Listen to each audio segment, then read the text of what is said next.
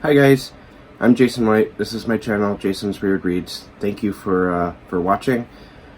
And this is my book snob book tag. I think this is a great tag because, you know, bookish people can be very picky or snobby towards what they like. I mean, everyone can be, but I love this topic. And I was tagged by Tia. She was the creator, Tia from Tia and All the Books. And I was also tagged by Nichi from I Read Past My Bedtime. I'll have their videos in the comment section, so definitely go check those out. And how about we just get right into it? The question, there's 7 questions. The first question is adaptation. Do you always read the book before you see the movie? And no, I do not anymore. I used to always, I had to watch or read the book before watching the movie. But life being the way it is, there was a couple instances where I saw the movie before reading the book. And I found that that works really well too, because you watch the movie and then you go read the book. There's a lot more to explore, especially if you enjoyed the movie. I don't know why you would want to read the book if you didn't enjoy the movie, but there's plenty of reasons why, actually, because movies often ruin the source material of what they're adapting. But you know what, I've found that I've enjoyed the movie better than the book. In fact, that would probably make an interesting video, where the movie is better than the movie is better than the book. I'll give you one instance right now. Fight Club. Fight Club isn't a bad book at all. It's a good book, but the movie, it really takes the idea of Fight Club and sort of builds upon it in a sense. And the characters seem more rich, and the storytelling is perhaps a little bit more complex, or at least it's presented in a more complex way. Anyway, that's neither here nor there. But yeah, so not anymore. I used to be, though. Format snob. You can only choose one format in which to read books for the rest of your life.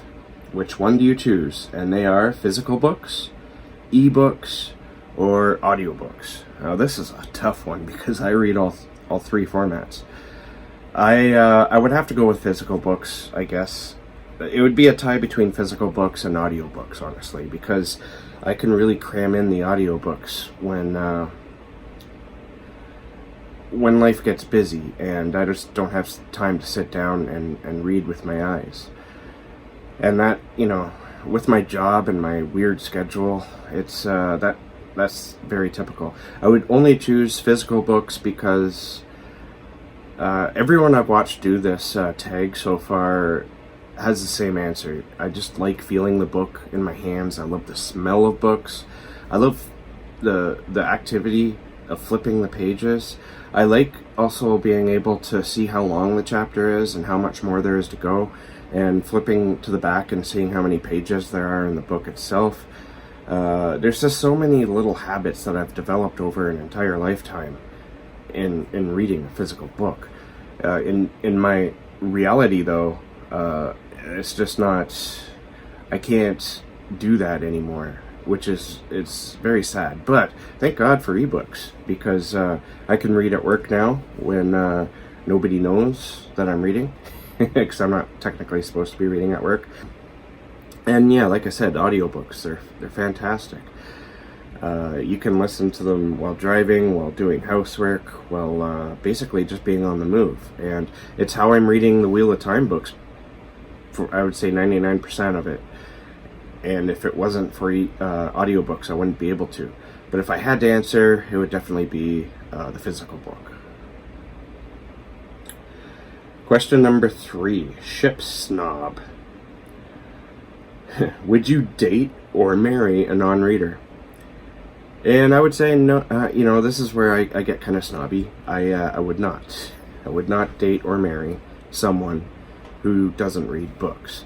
There's a couple reasons for this. I find that readers are typically more at least they have more of an ability to empathy. They can be more empathetic and sympathetic to your situation. Not that I want sympathy for anything necessarily, but you know, when you're hurting or you're going through some issues, you'd rather be with somebody who can understand what you're going through, or if you're trying to accomplish something in your life, they'll be more understanding, and you as a reader will likewise be able to understand them as well, because when you're reading, you're introduced to other people, and I think this teaches you over time how to critically think, or think in somebody else's shoes, to walk a mile in their shoes. So, you know, for that reason alone. And also, you know, I like talking about books. My wife reads a lot of books. She reads more books than me. We talk about the books we read to each other, and even though we don't really read each other's books, you can see her books over there. She reads a lot of romance and urban fantasy type stuff, and I read horror and science fiction and fantasy and all that stuff. And so our worlds don't really clash, but you know, I'm glad that she's a reader. All right, question number 4, genre snob. You have to ditch one genre, never to be read again for the rest of your life. Which do you choose? You know, I could take the easy route out and just say romance, because I don't like romance, but I don't read romance at all. So I'm going to choose one of the 3 of my favorite genres: fantasy, horror, and science fiction. And the answer to this might surprise you. I think I would take out fantasy. And the reason for this is because A, it's a very, very difficult choice to make. It's unfair. And also, I would say fantasy holds the least meaning to me personally. I love fantasy, and I've read a lot of it, a fair amount anyway. But it doesn't stimulate my mind as much as science fiction, and it doesn't make me think as much as both science fiction and horror usually does. And so if I had to trash one of those 3, it would be fantasy. Question number 5. Uber genre snob. You can only choose to read from one genre from the rest of your life. Which genre do you choose? Now that's a tough one. I'm going to cheat with this answer, and I'm going to go with weird fiction. Because weird fiction isn't tied down to one genre. It can be science fiction, it can be horror, it can be fantasy. That's very much a cheat, but I don't care. Weird fiction is a class all to its own, and you know it when you read it. And it's kind of a small niche though, so I don't know. There's a lot of great classic stuff in it, and there's a lot of fantastic newer stuff that's coming out. And so definitely weird fiction. It's my favorite genre anyway. I mean, it's the reason why I call my channel Weird Reads, is because I started it initially, my channel here, to talk about weird fiction exclusively, and I decided, you know, I ended up deciding, like, why would I do that when I read a whole bunch of books? Let's just talk about books. So it's Jason's Weird Reads because it's weird fiction, and I read a fair amount of it, not as much as some people, but I guess you're always going to find that. Okay, moving on. Question number 6, community snob. Which genre do you think receives the most snobbery from the bookish community?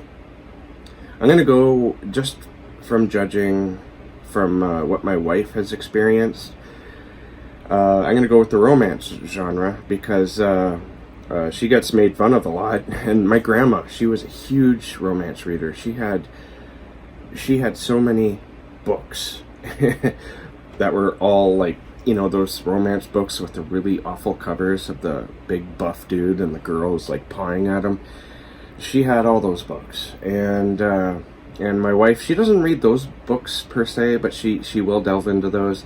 And you know, I used to make fun of her for it, And then I realized it was hurting her feelings, and I couldn't understand why. I don't like it when people are making fun of me for what I read, so I stopped making fun of her for that.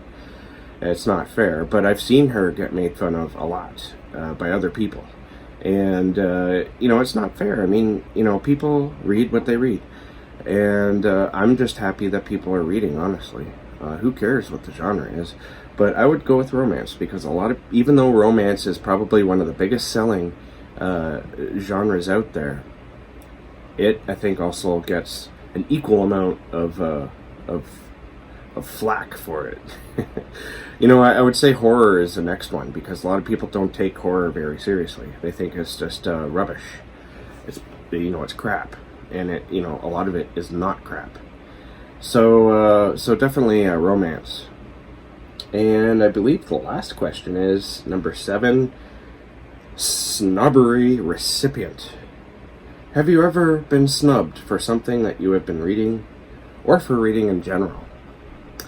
I can't remember any instances where I was... Actually, in high school I used to get made fun of a lot, because I was always the guy who would be carrying around big, thick books by like Stephen King or Robert R. McCammon, and people would see this and they would laugh at me for being a reader, basically.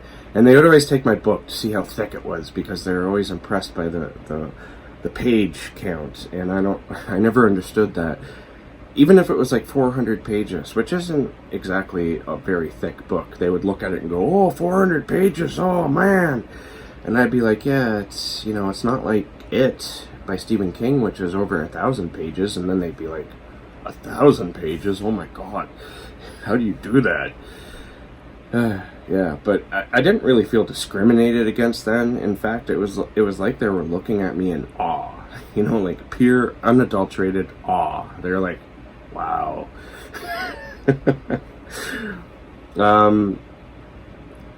But although I read predominantly horror and weird fiction and all that, I don't really get any flack for reading it. But other than what I just explained, most people, what I find actually is people who know that I love horror will passive aggressively tell me how they hate Halloween, or how they hate the horror genre. They're like, "Oh, there was like this horror movie on the other night, but I had to turn it off because I hate horror. I just can't stand it. I don't understand how anybody can watch that shit." I've had that happen to me more than once, and in my head, I'm just like, yeah, okay, cool. But in my head, I'm like, fuck off. There's 2 people I can think of who did that, and repeatedly. And it's just like, I don't go trashing your shit out of the blue. So whatever. All right, so I'm gonna tag some people here, because this is an interesting tag. I'm subscribed to 701 people or channels. God. Okay, so I tag Dane from Dane Reads, Todd from Todd the Librarian. I'm also gonna tag Regina's Haunted Library, and Jamie from Jamie Reads.